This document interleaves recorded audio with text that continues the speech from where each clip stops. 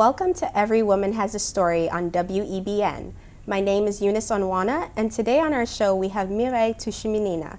Mireille grew up in Belgium and is now a Boston community organizer, leader, and outreach coordinator. Welcome, Mireille.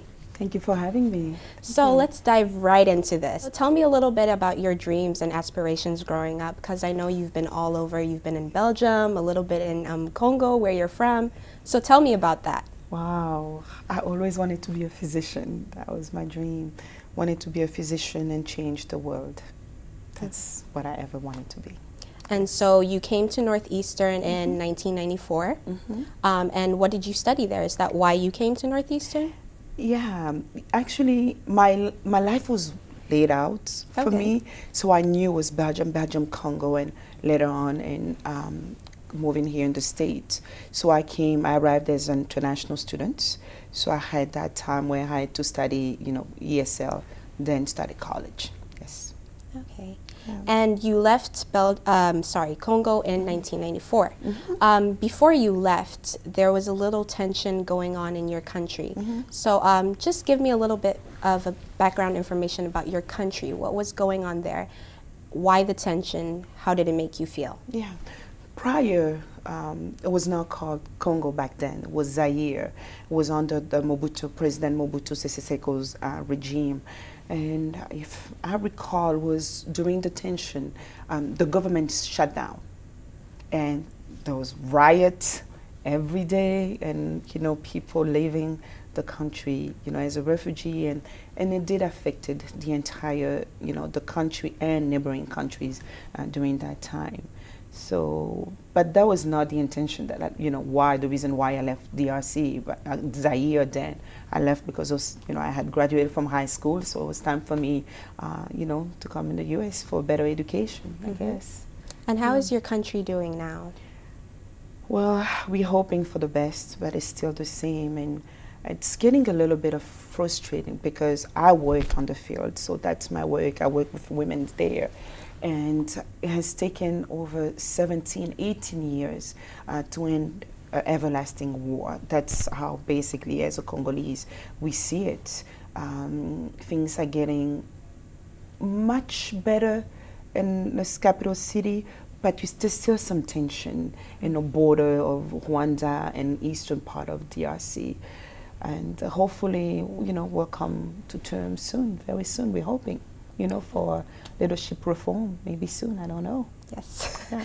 Keep that positive attitude. Maybe you will be a woman with that. Hoping, yes. So I know your family also experienced a bit of the tension going on with the war. Yes. They left in 1999. Yes. They went for vacation overseas and were unable to return home. So tell me about that. How did that make you feel as a student here, knowing that your family couldn't go back home? Yes, I was between my sophomore years and junior year. My siblings were in Paris at that time with my mother, vacationing there. And, I got this phone call, hey, we can no longer go back in the Congo. They might come to the U.S. I'm like, okay, fine. So I thought it would be temporary. But temporary became like maybe now 14 years later, but they're still here with me. But it was hard because that was when my story started. And it was a really tough time because I had to move my family, take care of 2 children, basically under the age of 10. My sister came, joined us, and she was diagnosed with a brain tumor. So everything came at once, and I was in the middle, right, my education and trying to focus, working 2 jobs. And at the end of the day, we ended up becoming homeless and depending on transition, services here. So it was a tough time, that's a past that we'll never forget, never. Right.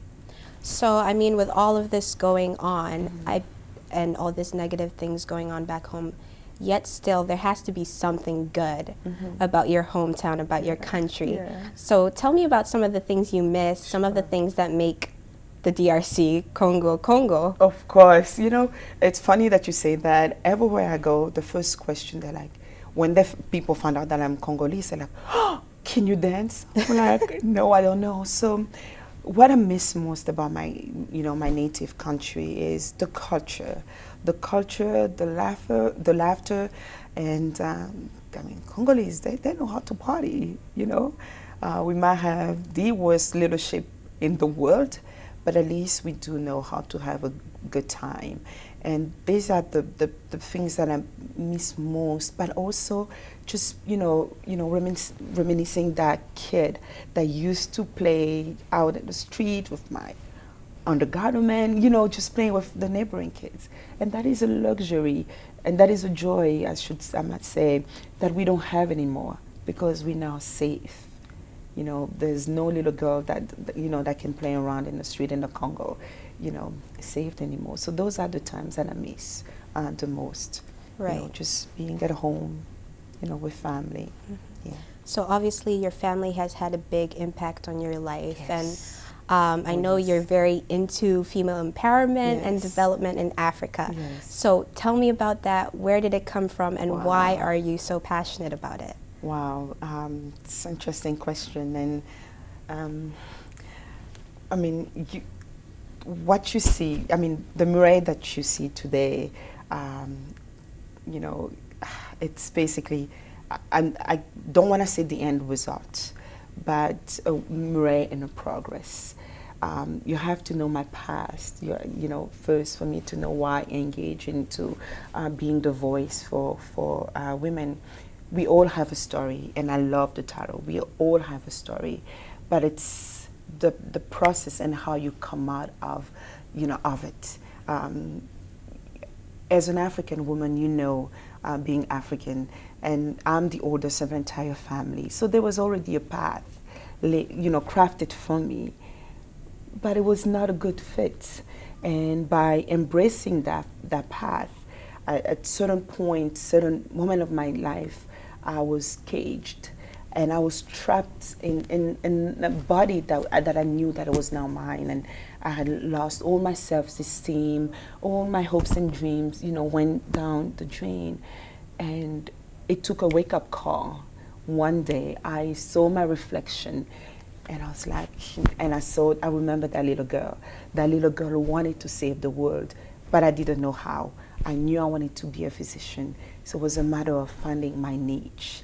And the fact that I went through personal and also here being, international student here in Boston, I knew, advocating for women, especially abused women, advocating for, women being able to have access to quality and care.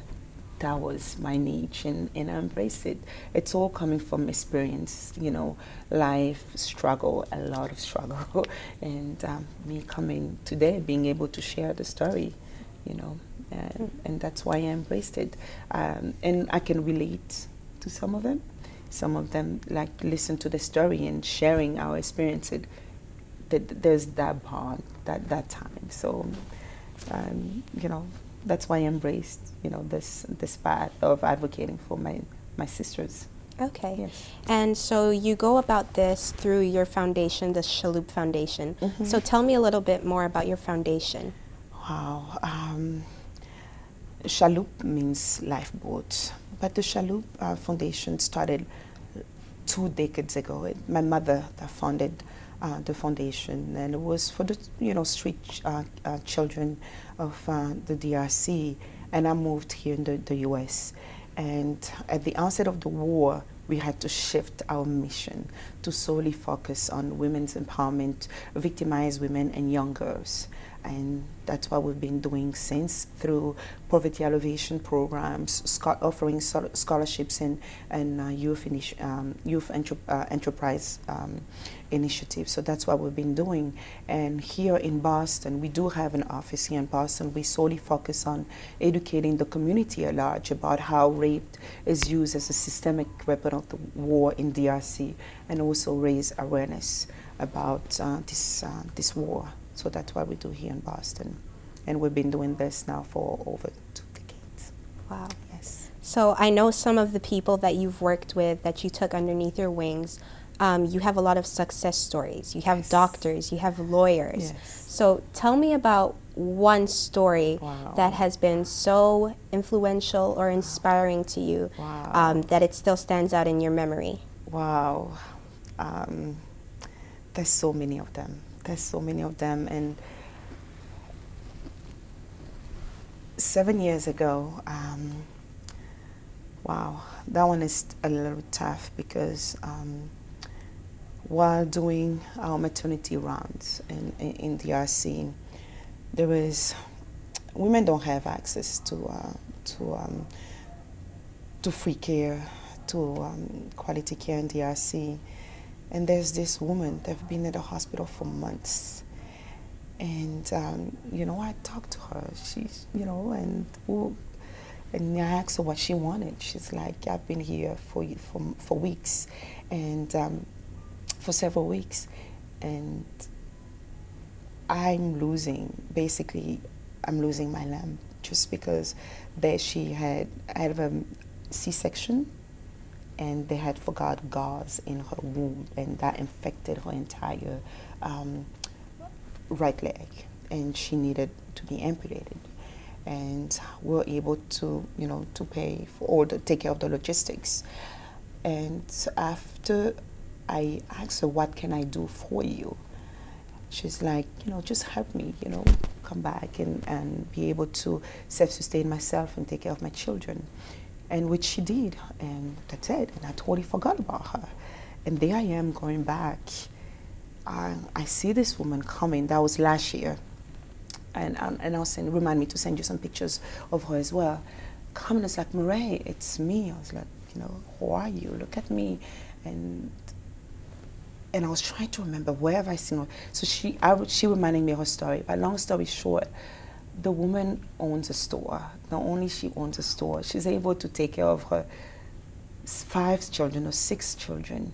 But she's able now she's giving back to the foundation, and and she's helping with the youth enterprise and sponsoring some of the education. So these are some of the success stories that I never knew that we could impact the life of at least one person that will be able to come back and give back to the foundation.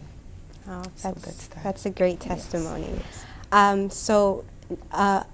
Your foundation here in the U.S., you're trying to foster a lot of dialogue about female empowerment, the youth, as you mentioned before. Do you come across any challenges, any difficulties trying to do that here? Yes, a lot. Coming from, the continent, and a lot of my peers, we had the similar problems that our stories was already told. So as soon as we landed, they knew you're from Africa. That's it. You're labeled refugee and all of that. But some of our stories, we could now relate to that. So now it was about educating, immigrants, the new generation, about who we actually are, and how do we communicate our heritage, and how do we share our struggles and our success stories. And which is often difficult. And the way we chose now to share it, and it's by hosting. I don't know if you're familiar with the African Festival, by hosting this big platform, at least that that people can come together and connect and share their stories, and and share our culture. So that's how we chose to kind of put it basically in a more positive light, and really articulate what our lives and what we go through as immigrant refugees here in Boston. Yes. And so I actually attended the festival this year. It was great. Thank you. So tell me a little bit about the event. I know your 5th year is coming up next year. That. Yes, we are. Talk to me about your event. Wow, it's the 5th year. I cannot believe it. Now we're year 5, and it's getting bigger. A lot of publicity, but the early start was hard. Was hard to convince, the African community first, and there I am, a woman. I was about 5 to 6 months pregnant at that time, and trying to plan, just a festival. But I didn't even think that it would be a long term, and I just thought that yes, the people will come and enjoy the culture, and we stay connected. But people wanted to see more. And the more we knew that, yes, now the community starting to understand that yes, we need this platform to connect with stakeholders, to the platform to connect with other Africans. At the end of the day, Africa is not a country. Africa, it's this big continent that has 54 countries, and we all bring in that diversity here in Boston, and that's why we intend to do every year. To host the festival, the fifth anniversary. We're looking at amazing performer that will be coming from all over the world, and hopefully we'll make it happen. And I hope you'll be there. Again, yes. So you did mention that you came across obstacles communicating with your African people, Yes. your fellow Africans. Yes. Why is that? Yeah. Well, African to Africans, you know how we are. We're good. We have this amazing visions and dreams, but we often lack execution. So it was mostly about building that trust, that relationships, relationships with all my fellow Africans, and taking them to their execution. So that was the struggle, that you had to convince people that yes, this is the vision, this is for us. It's not an individual, a foundation initiative, but it's for the entire community. How can we work together? And that was tough. And it still is, but you know what? I'm extremely optimistic and a risk taker. And I believe in us. I believe that the African community will come along together, and that's it. Okay. Yeah. So you have these African people that you're trying to work with, and then you also have, let's say, U.S. citizens and others that don't know much about Africa. What can you say to them to convince them to learn a little bit more about the work you're doing and what people are going through in your country? Well, that's a good question, by the way. Good and hard at the same time, because as soon as you say that you're from DRC, a lot of people tend to shy away, from the issue that is going on. Because talking about DRC, you'll be talking about mineral conflict. You'll be talking about, issues that people, they kind of know about it, but nobody wants to hear. And some point, you feel like, do people really care about what is going on in DRC? Do really people want to hear that we're over 5 million people, women and children that have been killed, raped, and because of this war? And that is something that is, extremely hard to articulate and to communicate. And that is one of the struggles that Shalo Foundation has, because we do have this amazing social mission, but there's no way to move forward without, really describing, giving a bigger picture of what is going on in DRC as a whole. So that is one of the struggles that we still have, and we still continue. We have created, there is a lot of synergies with local organizations here in Boston, that help us, raising the cost, but also a few months ago, we were granted a consultative status under the ECOSOC at the United Nations. So that also kind of is helping us, a more dialogue, about what is going on about in DRC. Yeah. Okay. And I know that with everything you do to push through, Yes. you rely on your spirituality and your Yes. relationship Yes. with God and what you believe in. Yes. It's really important to you. Tell me Yes. about it. How did this come about? Well, there's definitely, when spirituality, there's no way for me to really explain my spirituality without connecting it with my belief and my faith in God. And that happened, during my teenager year when I went back to DRC. That's when I became born again, and I had this amazing relationship with God, because for me it was everything. My father, my healer, and I went through personal stuff as a young girl living in Belgium. It was tough in a way, and And just having that time with him, you know, one-on-one relationship, it helped me grow. And it did, I carried it on here in the United States, although the setting was different. And I just realized that I did not have the time. God was not a priority anymore. It's just because I was taking up too much. So it was up to me now to create that time, that space, so for God can take, you know, my life, that be the center of my life. And I'm here today because of this. I wouldn't survive everything that I had gone through without him, without God. Every day I remind myself that God he's everything. He's everything to me. And it keeps me going every day, yeah. So you're obviously a very busy woman. You have so much going on for you. What is your day job? Yes, I remember. I do have a day job. Yes.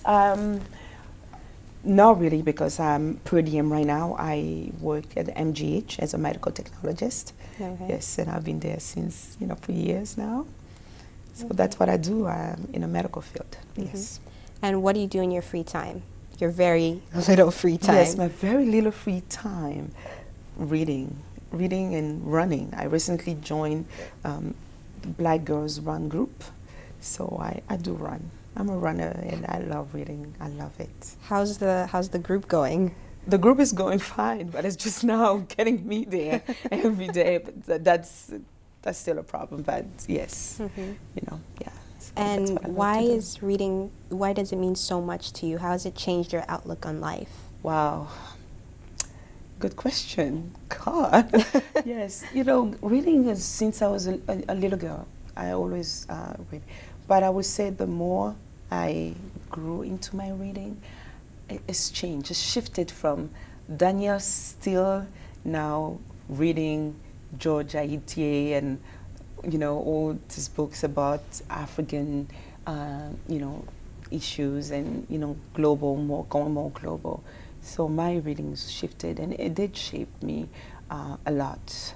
And through my readings, I learned how to overcome, you know, certain issues here, you know, such as injustice, racism. It did help a lot. I don't think I would have made it through if it was not God and reading certain books. Yeah, I wouldn't make it. Yes. So tell me about one of your favorite authors or one of your favorite pieces of writing. Yes, definitely. Chimamanda Ngozi. I don't know if she's a Nigerian. Yes, I love her. I read almost all her books, and I like it. I like her writing. I like the fiction. I mean, the story behind her fiction. I love it. That's that. I love it. Yes. And you also do a lot of traveling. Yes. You recently came back from Mexico. Yes, I did. So tell me about the traveling you've been doing. Is it work related or just a vacation here and there? No, it's nothing vacation at all. Everything is work related. You know, once you embrace this sector of, you know, nonprofits and being a global ambassador for women's issues, you have to keep up the conversation. You have to educate, you know, keep on educating the community at large. So Mexico was an opportunity collaboration. It's a gathering where all the actors on the ground meet for 5 days, and we discuss about poverty elevation and solutions, and what are the solutions out there in all the continents. So that's what we do in Mexico every year. And prior to that, I was in the DRC for work. I'm starting my new social enterprise there, so that's why I'm going, you know. Okay. Yes. And you work in Once the again, women's related. Okay. Sorry. And you work in the Shalo Foundation with your mother, so all these trips you take and other conferences and things you attend, is that something you do with her, or is that something individually for you? I would say both. She's a strong advocate. She's the one that has all the time to go at the UN, you know, marching and all of that. I'm more the type attending the conferences, speaking about our work and networking, you know. And but we don't only work alone. We have a whole team in DRC and here in Boston as well. Yeah, we do. And how do you come across these conferences? Is it something you go looking for? Do people reach out to you? Well, it's all about changing your network, I believe. You know, that was also part of the process of me, you know, going from where I was 7 years ago. And when you come out, you just had to change, you know, relationships. You have to change the network as well. When you're surrounded by negative people, that's all you'll reap at the end of the day. So through changing my network, I will have to say the African Festival did help a lot, and also Shalo going on raising awareness. That's how it happened. You know, that's how you meet people. Amazing. Amazing, yeah. They're doing, you know, similar work, and that do have the same, you know, similar frustrations and challenges that we can share. Yeah. And your networking, has definitely been paying off for you. I know this year you were awarded the Crans-Montana Leaders for Tomorrow Award. I was.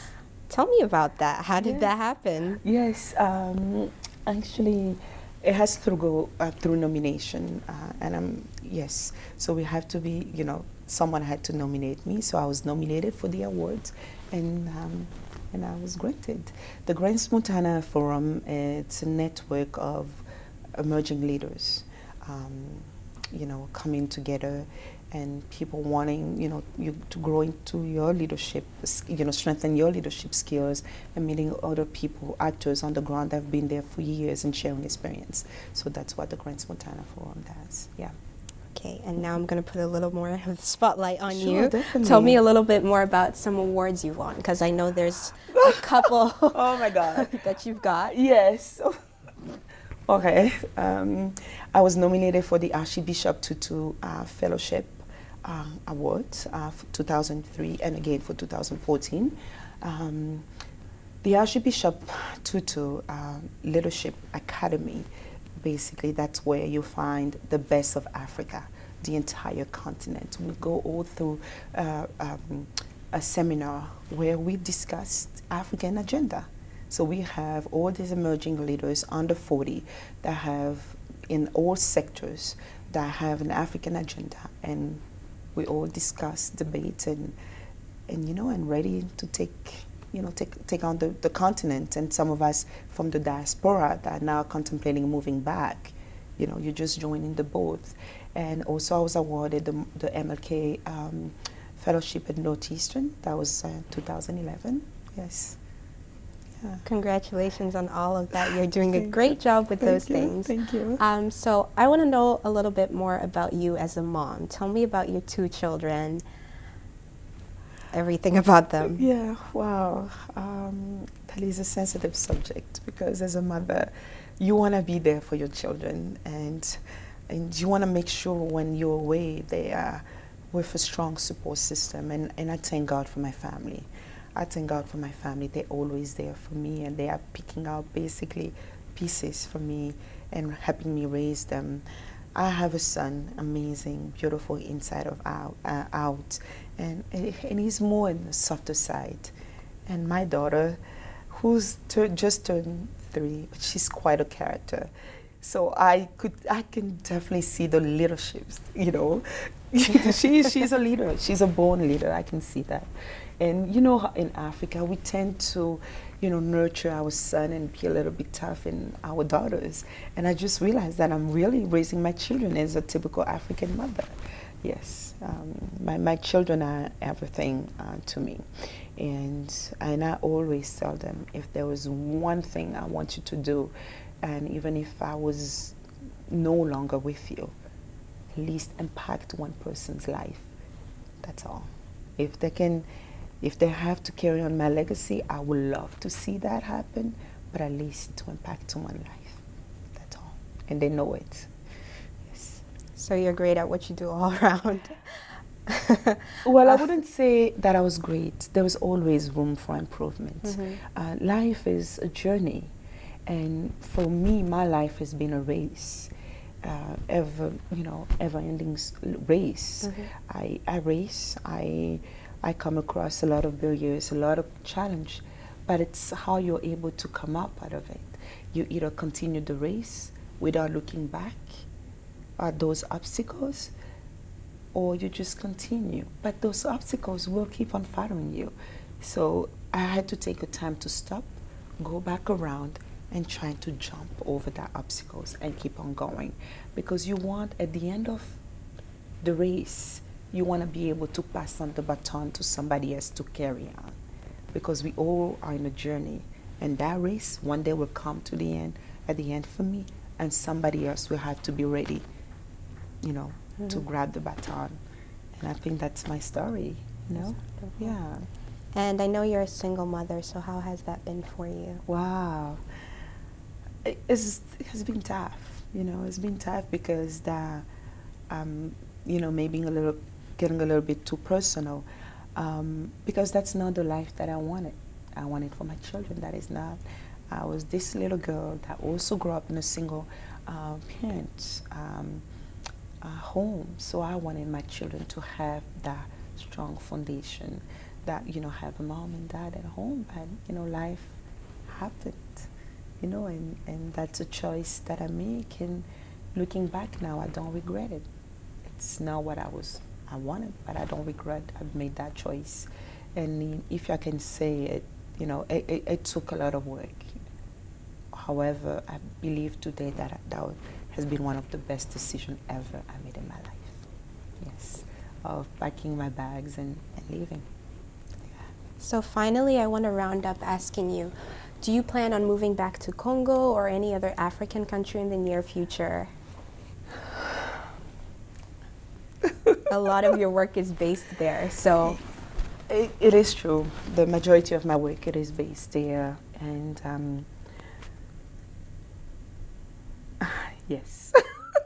I know I was a little bit hesitant, but yes, I would love to move there, temporary though, because homes, U.S. is still home. You know, Yeah. I'm a Congolese American. U.S. is still home, and I'm already, you know, I've built something here already that I want to be able to be there, you know, to see it, you know, self-sustained and home, you know, and, you know, my heart is in both continents.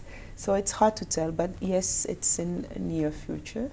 And yeah, definitely. Well, good luck with that, and thank you so much for joining us today, Mireille. Thank you so much for having me. Thank you. Thank you. Yes. Thank you for watching Every Woman Has a Story on WEBN. We have been talking with Mireille Tushiminina. If you would like to be a guest on our show or know anyone who would like to tell their story, please email us at ewhastory@gmail.com.